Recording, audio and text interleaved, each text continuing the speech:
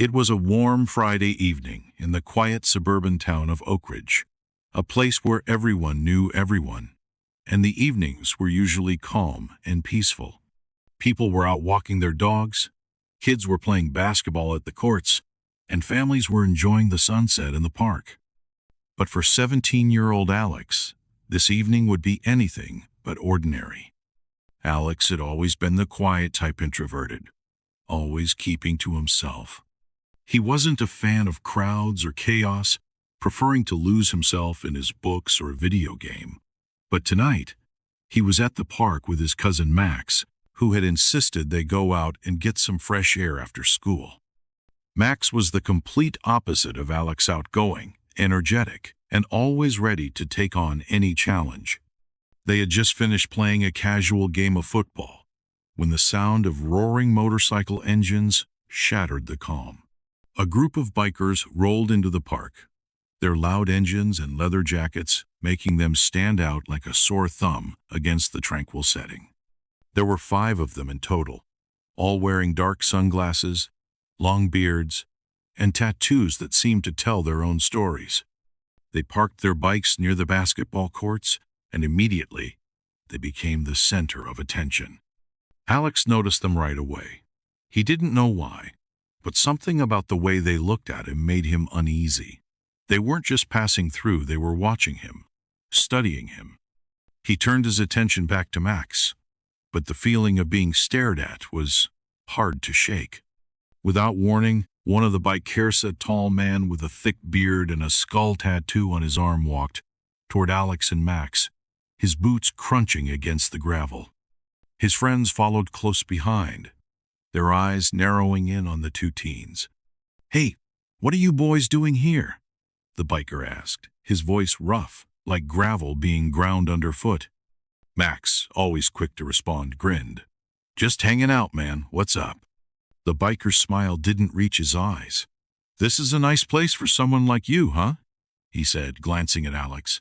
"Don't see many kids your age around here." Alex instinctively stepped in front of Max, not out of fear, but out of a protective instinct. He'd been taught by his father, a former martial artist, that intimidation should never be tolerated, and standing up for yourself was the first step to earning respect. But he didn't want to make a scene. "We're just here to play," Alex said, his voice steady. The biker didn't back down. "I don't think you belong here. You don't look like the kind of kid who'd fit in with the crowd we roll with." He sneered, eyeing Alex's clean-cut appearance, khaki shorts, a plain t-shirt, and a red cap. He was the opposite of the rough-and-tumble look the bikers had, and they clearly didn't like it.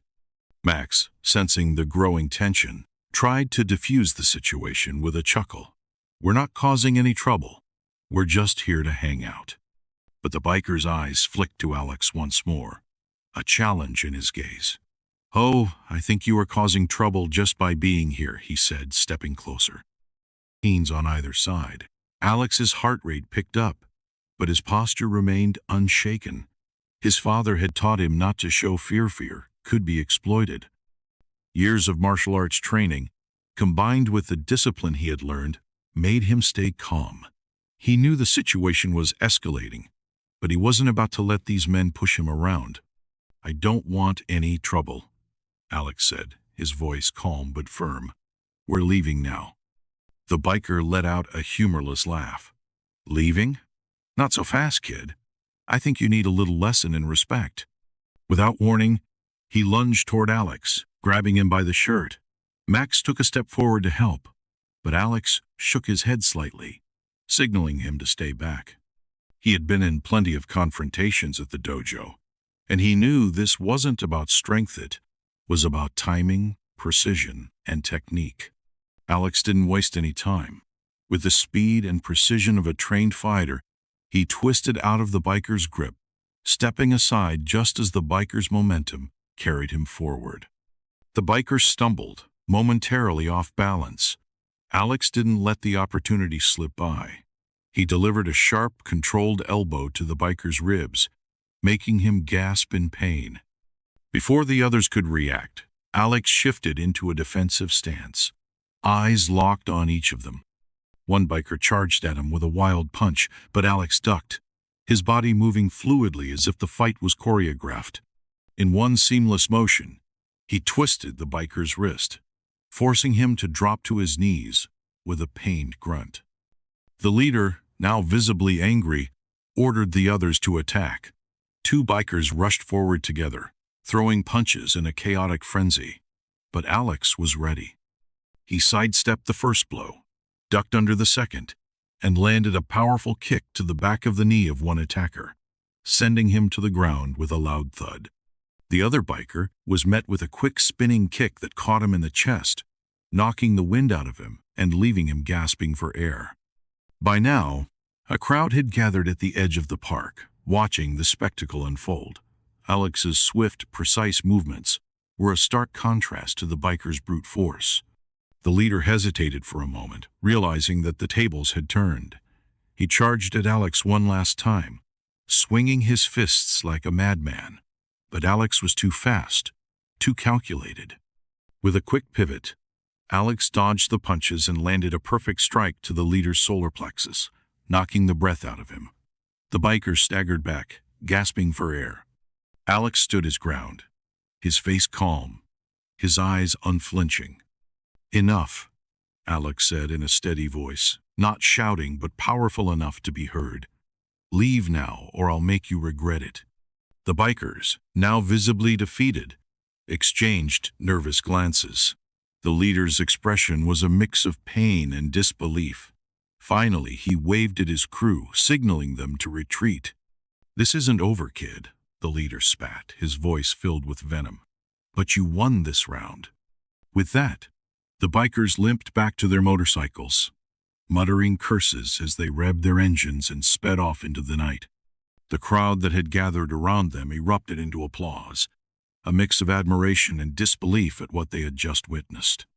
Max, still in shock, ran up to Alex. "Dude, that was amazing. You completely took them down." Alex just shook his head with a small smile, trying to stay humble. "It wasn't about the fight.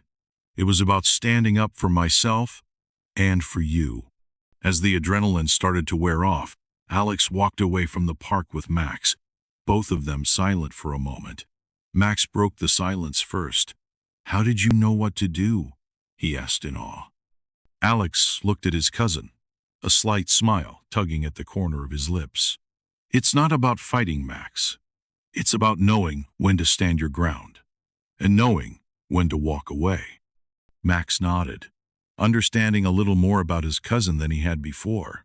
As they walked home, Alex felt a quiet sense of pride in his chest. The fight wasn't the important part. What mattered was that he had stayed calm, controlled, and unafraid. Later that evening, as Alex sat down to eat dinner with his family, his mother asked him how his day had gone. He smiled, knowing his training had taught him far more than how to fight. It had taught him how to control himself, how to stay grounded in the face of aggression, and how to never let anyone else dictate his worth. Moral of the story: true strength lies in self-control, discipline, and standing up for what's right no matter the odds.